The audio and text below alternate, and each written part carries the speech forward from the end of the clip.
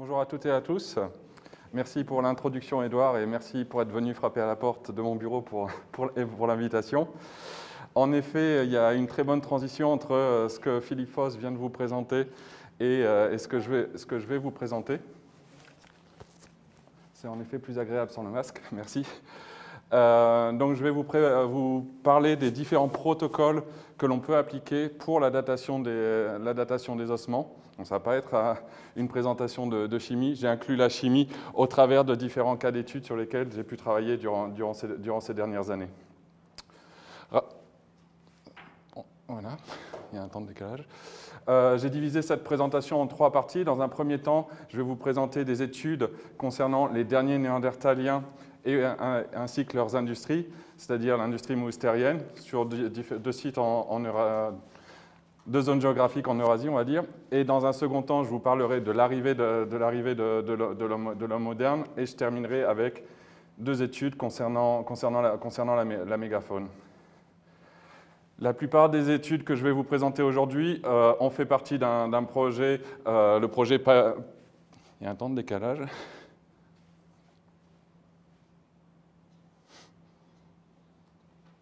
Voilà, on y arrive. Je ne sais pas ce qui se passe, il y a un léger temps de décalage. Voilà, on va y arriver. Donc les études dont je vais vous parler aujourd'hui font partie du projet, on fait partie du projet Paléochrone qui était dirigé par Tom Hayam, qui avait pour objectif d'étudier la transition entre les Néandertaliens et les Denisoviens et l'homme moderne sur l'ensemble de l'Eurasie. Et nous avons travaillé sur plus de 120 sites archéologiques. Certains, nous les avons datés pour la première fois, d'autres ont été redatés. Et je vais commencer par vous présenter le site de Vindia en Croatie. J'aime bien commencer par ce site-là, puisque ça permet de voir l'impact du changement des méthodes de préparation des échantillons, je parle d'échantillons osseux, sur les datations C14. Donc le site de Vindia, c'est un site qui est situé en Croatie, site important pour étudier la transition entre le paléolithique moyen et le paléolithique supérieur. Vous voyez que ce site a été étudié depuis de nombreuses années. On a une séquence assez longue avec 9 mètres de séquence dans laquelle ont été retrouvés des ossements néandertaliens ainsi que des ossements associés à l'homme moderne et des industries à la fois lithiques et osseuses. Nous sommes intéressés en particulier sur un niveau, le niveau G, qui correspond à la transition entre le moustérien et l'Aurignacien, donc les derniers néandertaliens et les premiers hommes modernes.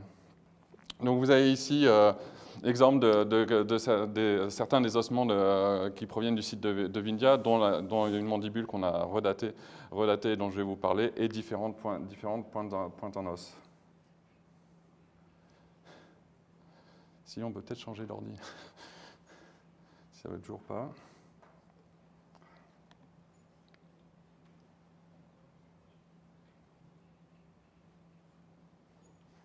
Il y a un temps de latence, désolé pour ça. Donc la méthode pour dater les ossements, on va dater la partie organique qui est principalement constituée de collagène. Donc on va appliquer toute une série, le protocole classique dans le laboratoire va consister à décalcifier l'os, extraire le collagène, le purifier, pour ensuite en extraire les atomes de carbone qui vont être mesurés sur l'accélérateur. On a ici une vue de l'accélérateur X-Micadas que certains d'entre vous ont vu hier soir. Il existe différents types de contamination et il est très important de retirer ces contaminants avant de faire les datations carbone 14. Et je dirais qu'il y a 2 grandes classes de contaminants. Il y a d'abord les contaminants qui proviennent du milieu d'enfouissement. Donc ça va être par exemple la dégradation de la matière végétale, on parlait à l'instant d'excréments, ça peut être aussi des contaminants pour les échantillons qu'on cherche à dater, ainsi que des contaminations anthropogéniques telles que l'utilisation de fertilisants ou contamination par exemple par des effluents industriels.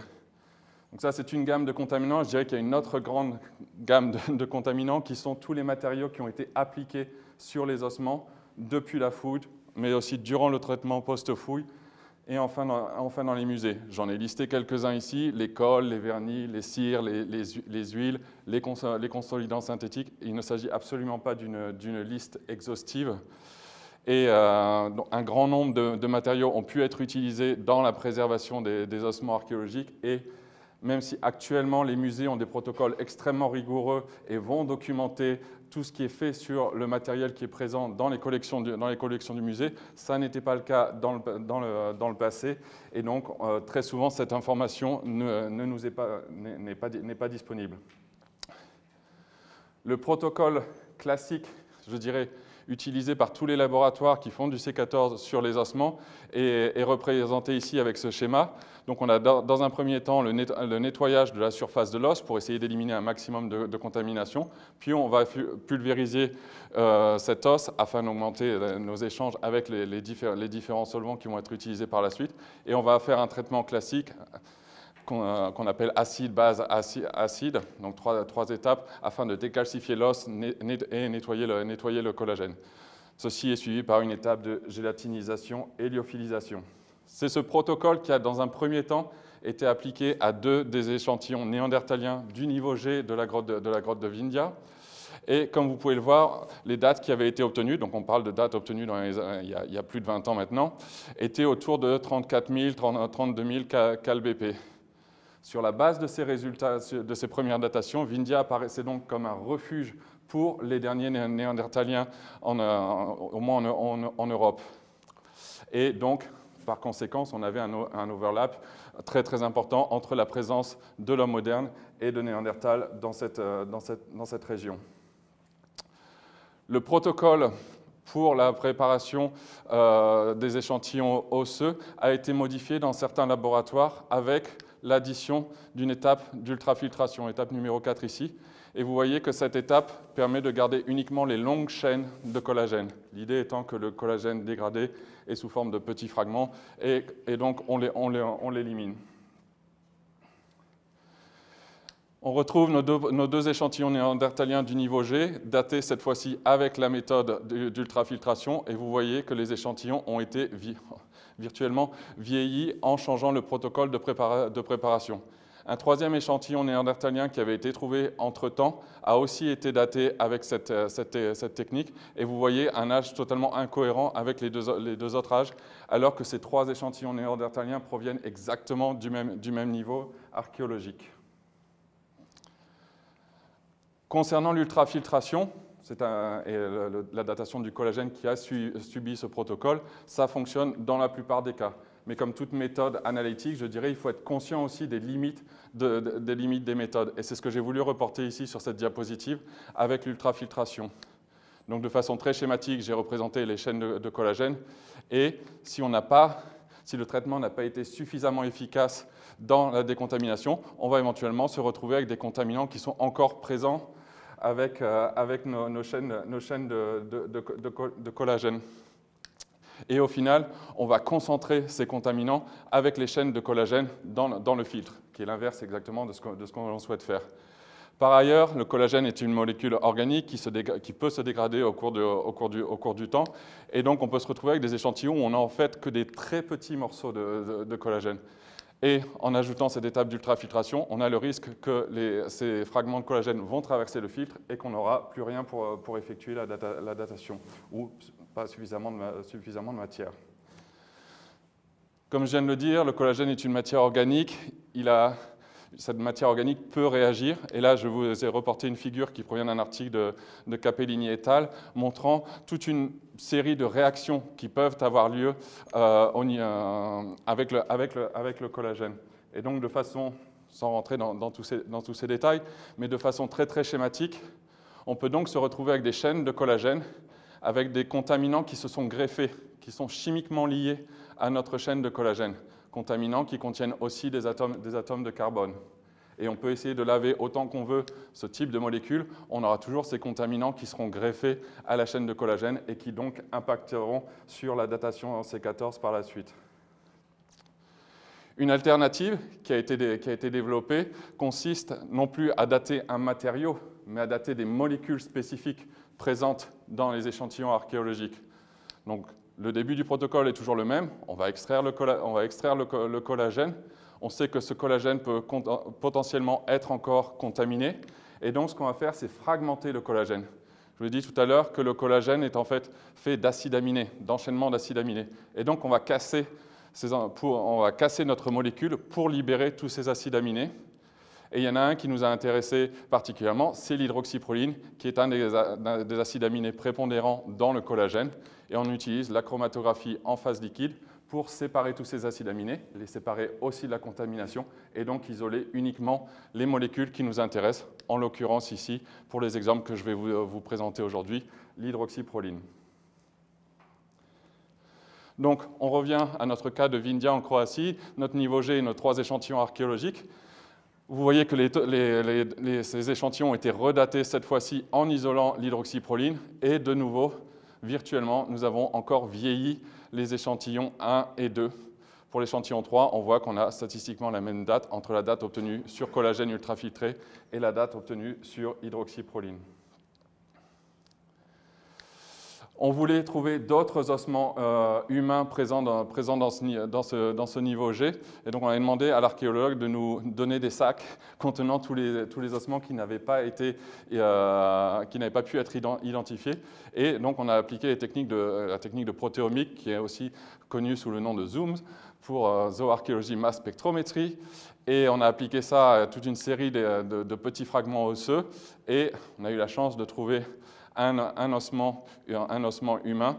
Les analyses ADN ont confirmé qu'il s'agissait bien, donc, et vous avez la photo de l'échantillon juste à côté, sous toutes ses coutures, et cet individu est bien un néandertalien sans introgression d'homme moderne, comme l'ont confirmé les analyses ADN. Cet échantillon a lui aussi été daté en utilisant une méthode de datation sur acides aminés spécifique, et on a de nouveau obtenu une date au-delà de 45 000. Je dirais la grande différence entre les 2 premiers échantillons et les 2 derniers sont que ces 2 échantillons sont des spécimens qui sont dans le musée et qui ont été régulièrement, on le sait, préservés avec différents matériaux de conservation. Malheureusement, l'historique complet de traitement n'a pas été enregistré, mais c'est ce qui explique la variation des âges. Alors que pour cet échantillon-ci, il est venu directement du site archéologique au laboratoire pour datation, et on sait qu'il n'a subi aucun traitement. Donc pour conclure sur le cas de Vindia, les nouvelles dates que nous avons obtenues sur les néandertaliens sont significativement plus anciennes que les précédentes, sont toutes là au-delà de 43 cal.BP. Ça a complètement changé notre interprétation de ce site archéologique, uniquement en changeant la méthode de préparation des mêmes échantillons.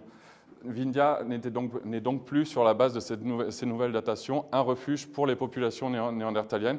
On a aussi confirmé qu'il n'y a pas de coexistence avec l'homme moderne.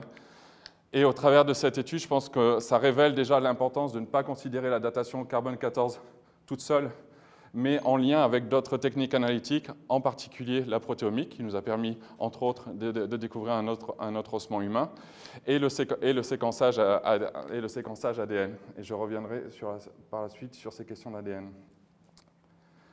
Le deuxième cas dont je souhaitais vous parler concerne le nord-ouest de l'Europe.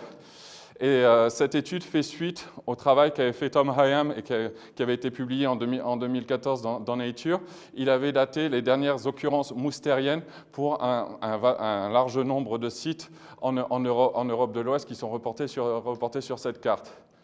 Et en faisant ce travail, il était apparu que SPI était relativement tardif par rapport à tous les autres sites. Et déjà, au moment de cette étude, il avait été noté certaines aberrations dans les résultats C14 obtenus pour SPI, et donc l'hypothèse qu'il y avait encore des problèmes de contamination. On a donc décidé de revisiter la question de SPI en utilisant les nouvelles méthodes analytiques. Il y a à l'heure actuelle de la connaissance archéologique 9 sites en Belgique qui ont donné des restes néandertaliens, dont le site de SPI, qui est le numéro 3 ici, et dont je vais vous parler en premier. Vous avez ici les exemples d'ossements humains qui ont été trouvés sur le site de SPI.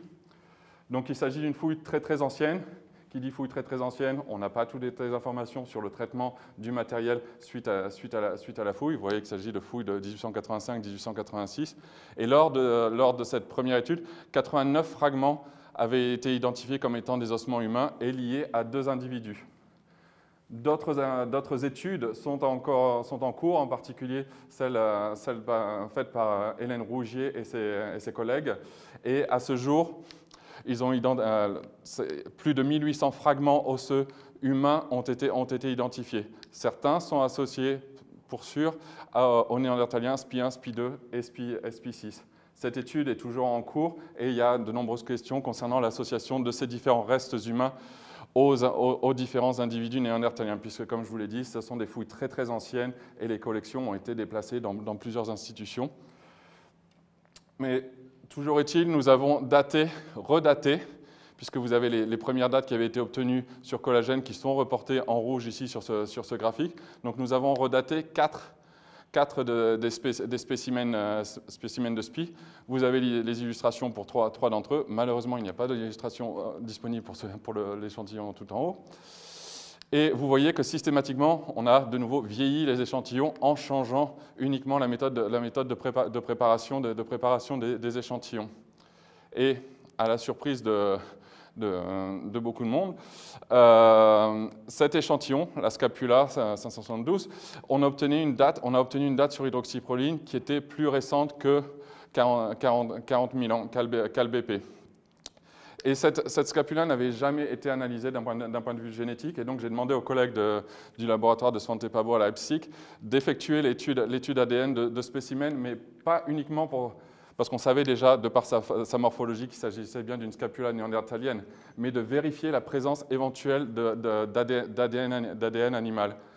En effet, on sait, et ça par contre c'est documenté, que les musées, à la fin du 19e siècle, ont utilisé des cols pour la préservation du matériel archéologique, des cols d'origine animale, avec des peaux de poisson, avoir des cols de bovidés, etc. Donc différents animaux, des cartilages, de la peau, ont été utilisés pour produire de la colle qui a servi à préserver les restes archéologiques.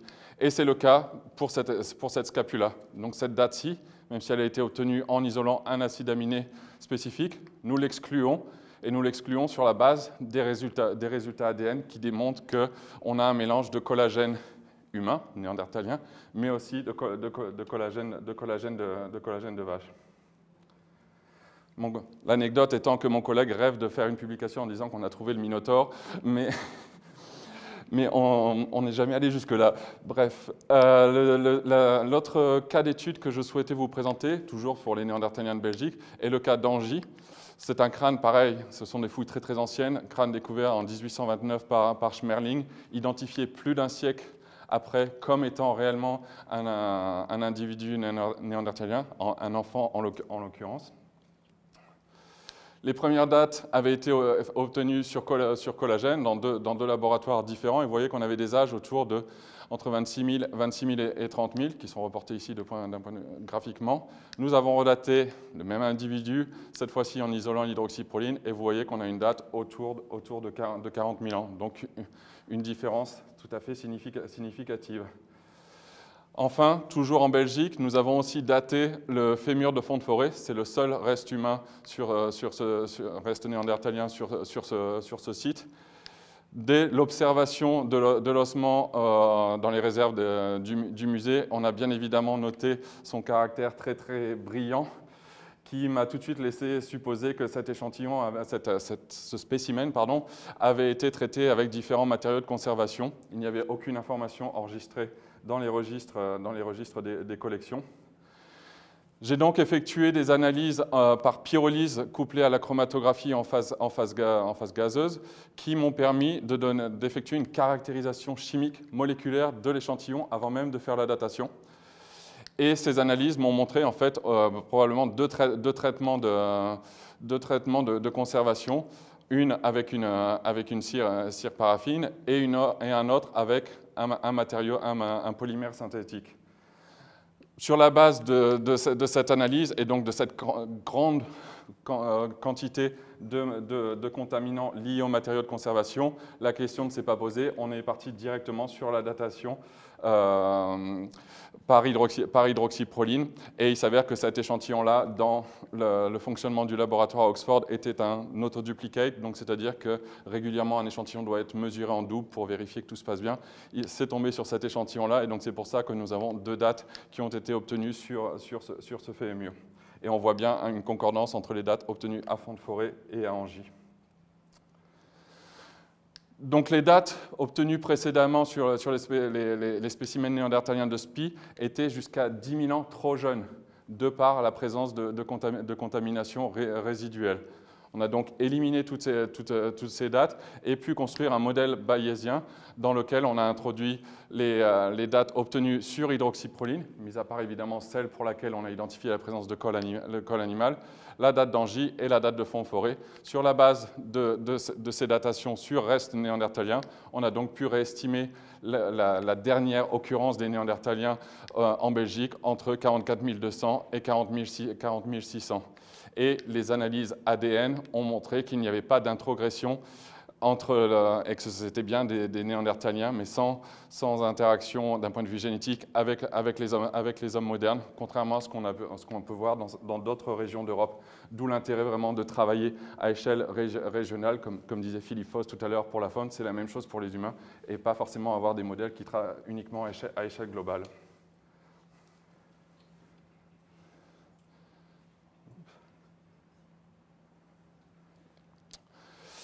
Nous n'avons pas seulement daté les restes humains, on a voulu aussi dater le moustérien, donc l'industrie liée aux néandertaliens. Et pour cela, on a daté les industries osseuses qui étaient associées aux industries moustériennes sur 5 sites différents. Vous avez ici les illustrations des spécimens osseux que nous avons datés. Et suite à toutes ces datations sur hydroxyproline, nous avons de nouveau effectué un modèle bayésien qui nous a permis d'estimer la dernière occurrence des moustériens en Belgique autour de 45 900, entre 45 900 et 42 900. On vient de voir juste avant qu'on avait estimé la population, la fin des néandertaliens autour de 44 200 à 40 600. On a donc une persistance possible, et je dis bien possible, des néandertaliens au-delà des dernières occurrences moustériennes, et donc se pose la question des industries de transition et qui a réellement fait ces industries de transition, dont le LRJ, dans la zone qui nous intéresse ici. Pour cela, et je pense que vous l'avez compris avec les exemples que j'ai montrés jusqu'à présent, il est crucial, sous réserve de trouver du matériel osseux associé à cette industrie dite de transition LRJ. Il sera très important de redater cette industrie avec ces mêmes méthodes de préparation des échantillons avant de pouvoir répondre à cette question. Donc pour la deuxième partie, je vais maintenant vous parler de l'arrivée de l'homme moderne, ou dit autrement de 2 cas d'études d'hommes modernes sur lesquels nous avons aussi travaillé. Le premier, il s'agit du crâne de Salkit. Donc ce crâne a été trouvé en Mongolie durant des activités minières. Il n'y a absolument aucun matériel archéologique associé à ce crâne, malheureusement. Et il s'agit de l'unique reste humain pléistocène pour la Mongolie. C'est l'un de leurs il est qualifié comme trésor en Mongolie. Ce spécimen, cet individu est qualifié comme trésor en Mongolie. Comme vous pouvez le voir, cette calotte crânienne avait été datée 2 fois par Beta Analytic et à Oxford et avait donné des âges autour de 22 000, 23 000. Il y a eu beaucoup de spéculations concernant ce crâne, en particulier à cause de ce torus susorbitaire assez prononcé. On pensait qu'il s'agissait à la base d'une espèce très archaïque. Or, les analyses ADN ont bien confirmé qu'il s'agit d'un homme moderne, et je devrais dire une femme, puisqu'on a toujours parlé de l'homme de Salkit, mais il s'agit bien d'une femme, d'après les études ADN. Et un point intéressant est que cet homme moderne, que nous avons redaté autour de 30 400 par la datation sur hydroxyproline, a un ancêtre qui était un Denisoviens. et qui est la même branche des Denisoviens, qui correspond à l'ADN des Denisoviens qu'on retrouve dans les populations asiatiques modernes et non dans les populations des aborigènes d'Australie. Oups, il y a une diapo qui n'est pas passée. C'est pas grave. Ce que je montrais juste avant cette photo, c'était de nouveau un pyrogramme, comme j'ai fait pour fond de forêt, qui montrait la présence de siloxane dans l'échantillon de collagène du crâne de Salkid, puisque une des questions qui nous avait été posée, si je reviens une diapo en arrière, c'était de savoir pourquoi ces datations étaient trop jeunes, alors que le rapport carbone sur azote et les autres éléments techniques que je n'ai pas reportés sur cette diapo rentraient dans les clous des paramètres dits corrects pour un collagène de qualité. Et en fait, les analyses faites par pyrolyse GCMS ont montré la présence de siloxane qui proviennent de la résine silicone qui avait été utilisée pour faire le moulage de ce crâne. L'autre cas d'homme moderne dont je souhaitais parler, il s'agit du crâne de Zlatý Kun. Donc cette étude a commencé par une étude génétique et, avec l'équipe de Jonas Krause. Et ce crâne avait été, des échantillons de ce crâne avaient été envoyés pour datation dans le laboratoire de Mannheim et Groningen et avaient donné des âges totalement différents, comme vous pouvez le voir.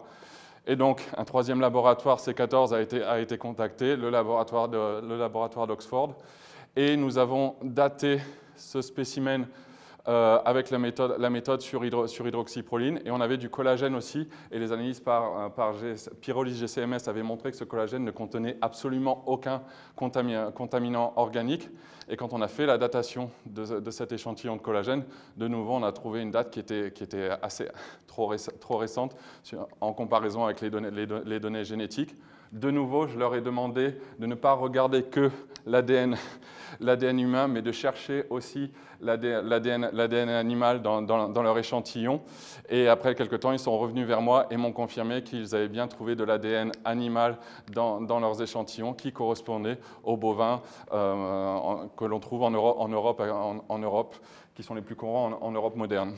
Donc de nouveau, une contamination ici avec une colle animale. La troisième partie de cette présentation, je voulais vous présenter deux cas d'études sur la mégafaune, en commençant par ce travail effectué qui était piloté par Adrian Lister et Anthony Stewart au Natural History Museum à Londres. Alors là, nous avons travaillé sur l'extinction de l'Elasmotherium. Ils ont étudié de nombreuses collections et ont identifié 23 individus Elasmotherium en Eurasie. Ils ont envoyé des échantillons pour datation dans deux laboratoires, le laboratoire de Groningen, et de temps en temps, ils ont fait aussi des intercomparaisons, c'est-à-dire en envoyant le même échantillon dans les deux laboratoires. Et dans certains cas, comme on peut voir par exemple sur l'échantillon numéro 9, ils ont observé des incohérences entre les dates obtenues entre les deux laboratoires. Et donc on a décidé, dans le cadre de cette étude, de redater tous les échantillons qui étaient les plus récents, les 9 échantillons les plus récents, je les ai numérotés ici sur le côté, tous les échantillons qui avaient donné les dates les plus récentes sur collagène, de les redater, mais cette fois-ci en utilisant la méthode de datation sur hydroxyproline. Et vous pouvez voir que dans certains cas, par exemple les échantillons 6 et 7, qu'on a une très bonne cohérence entre les dates obtenues sur collagène et les dates obtenues sur hydroxyproline. Par contre, si on regarde par exemple les deux échantillons, les échantillons 1 et 2, on voit que les dates obtenues sur collagène sont beaucoup plus récentes que les dates qui ont été obtenues sur hydroxyproline, de nouveau, par cause de présence de contaminants dans les échantillons. Quand ils ont démarré ce projet, l'hypothèse était que l'Elasmotherium avait disparu il y a plus de 200 000 ans, bien avant l'extinction de la mégafaune de la fin du Quaternaire. Or, les datations qui ont été effectuées ont montré que l'Elasmotherium a survécu au moins jusqu'à 39 000 ans. sur la base des données hydroxyproline. Vous voyez bien que si on avait pris la dernière occurrence obtenue sur collagène, on aurait eu une extinction dans une période totalement différente. D'où l'importance du choix de la méthode de préparation des échantillons. Et la publication conclut sur émet l'hypothèse concernant l'extinction de l'Elasmotherium en lien avec des changements environnementaux et une alimentation très spécialisée pour l'Elasmotherium, mais de façon, j'insiste, très hypothétique. Enfin, un autre cas dont je souhaitais vous parler et qui a été mentionné très rapidement ce matin par Eric Boeda parmi les sites d'Amérique du Nord, il s'agit du site de Dent au Colorado, qui donc découverte assez ancienne aussi. Suite à une inondation, un ossement de mammouth a été trouvé. Les premières fouilles ont révélé des projectiles de type Clovis dont on a entendu parler ce matin. Des fouilles successives ont révélé en fait, dans une couche stratigraphique assez contrainte la présence de 15 mammouths. Et d'après Brunswick, il s'agit d'un événement unique, vraiment d'une chasse et d'un abattage d'une quinzaine de mammouths. Et vous avez ici reporté en bas à droite les premières datations qui avaient été obtenues pour ce site. Donc on voit bien une divergence au niveau des âges et certains ne correspondant pas du tout à ce à quoi on s'attendrait étant donné la présence de projectiles de type Clovis sur le site. Et donc pour ce travail de réétude du site de Dent, et nous avons aussi travaillé sur d'autres sites d'abattage de faune en Amérique du Nord, mais j'ai décidé de présenter uniquement le site de Dent. Nous avons utilisé deux techniques différentes. D'un côté, la chromatographie en phase liquide avec l'isolation de l'hydroxyproline, comme je vous en ai parlé depuis le début de cette présentation. Et nous avons collaboré avec Tom Stafford, qui lui a utilisé une autre technique de chromatographie avec des résines XAD qui permettent de laisser passer les acides aminés, le collagène hydrolysé, mais de retenir les contaminants. Pardon. Et vous avez ici de nouveau les résultats qui avaient été précédemment obtenus sur collagène, puis les résultats obtenus par Tom Stafford par XAD et les résultats obtenus par HPLC. Donc, il avait obtenu certaines de ces valeurs et nous avons travaillé sur l'hydroxyproline et vous avez aussi donc les dates obtenues sur hydroxyproline ici. Donc on voit bien une cohérence entre toutes les dates obtenues grâce au traitement XAD ou à la séparation d'acides aminés spécifiques grâce à la technique d'HPLC. On a donc des résultats plus justes et plus précis et de façon beaucoup plus robuste en utilisant ces techniques-ci au lieu d'utiliser la technique classique de datation du collagène. Et là, on sait qu'on avait deux problèmes de contaminants, les contaminants naturels dans le sol avec la présence de matières humiques et l'application de matériaux de conservation. Comme je vous l'ai dit, là, je vous ai présenté que le site de Dent, mais nous avons travaillé sur 5 sites en tout en effectuant cette intercomparaison. C'est ce qu'on avait publié dans Quaternary Science Reviews. Donc pour conclure cette présentation, je dirais qu'en raison de la fréquence de contamination par les matériaux de conservation, et en particulier pour les restes humains, et je dirais de plus en plus on observe ça aussi pour les restes de faune, il est très important de redater, si possible, en utilisant des méthodes de datation qui sont plus efficaces pour éliminer, plus sélectives, je dirais, dans l'élimination des contaminants. Ce n'est pas toujours possible, bien évidemment, c'est pour ça que j'ai écrit si possible. Parfois, on n'a plus le matériel pour effectuer la datation. Mais dans le cas de constitution de chronologie sur des espèces animales, je pense qu'il est important sur certains sites, s'il y a suffisamment de matériel, de faire des vérifications en utilisant ce type de méthodologie. Et pour supporter mon propos, j'ai fait ici un résumé, on va dire, du travail effectué sur les dernières années concernant la datation sur hydroxyproline. Donc on a daté plus de 150 échantillons. Et pour 50 de ces spécimens, on avait déjà une datation sur collagène. Vous avez vu plusieurs intercomparaisons, plusieurs comparaisons entre datation sur collagène et datation sur hydroxyproline durant cette présentation. Et donc, ce que j'ai fait, j'ai pris la médiane de façon très, très basique. Hein. J'ai pris la médiane des dates obtenues sur collagène et sur hydroxyproline et j'ai fait une simple soustraction et c'est ce que j'ai reporté ici d'un point de vue graphique. Et la conclusion est que dans 50% des cas, les dates obtenues sur collagène sont plus jeunes que les dates obtenues sur hydroxyproline. Et dans 50% des cas, elles sont statistiquement identiques. J'insiste ici sur le fait que je ne suis pas en train de dire qu'à chaque fois que vous envoyez un ossement pour datation dans un labo C14, vous avez une chance sur 2 que la datation soit fausse. Ce n'est pas ce que je suis en train de dire, parce que nous avons travaillé en particulier, la plupart de ces échantillons, je dirais, étaient au-delà de 30 000 ans. Et bien évidemment, plus on remonte dans le temps, plus la contamination va avoir un impact important sur la datation C14. Si on avait travaillé sur l'époque romaine, on aurait des statistiques totalement différentes. Donc j'insiste bien sur ce point ici. C'est en particulier dû au fait qu'on a travaillé en priorité sur des échantillons qui étaient au-delà de 30 000 et très souvent des échantillons qu'on savait être problématiques. Le deuxième point de ma conclusion, c'est sur l'importance de combiner la datation radiocarbone avec d'autres méthodes analytiques telles que la protéomique ou les analyses anéaires. Et vous avez vu dans le cadre des études que je vous ai présentées, dans 2 cas, ça nous a permis d'identifier la présence de colle animale et donc l'aspect problématique des datations obtenues sur ces spécimens, même en utilisant la méthode la plus efficace actuellement pour retirer la contamination. Et enfin, dans la construction des modèles chronométriques, et on en parlait suite à la présentation par Philippe Foss, je pense qu'il est très important d'être...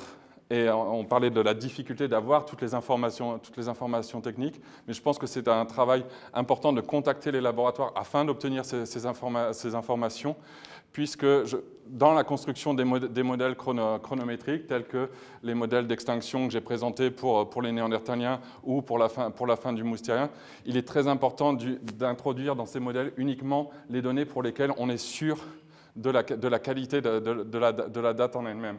Et afin d'illustrer ce propos, j'ai fait l'exercice ici. Donc là, vous retrouvez l'extinction de l'élasmothérium en utilisant en priorité les datations sur hydroxyproline. Et de l'autre côté, le même modèle d'extinction, mais en incluant toutes les dates qui existaient sur l'élasmothérium.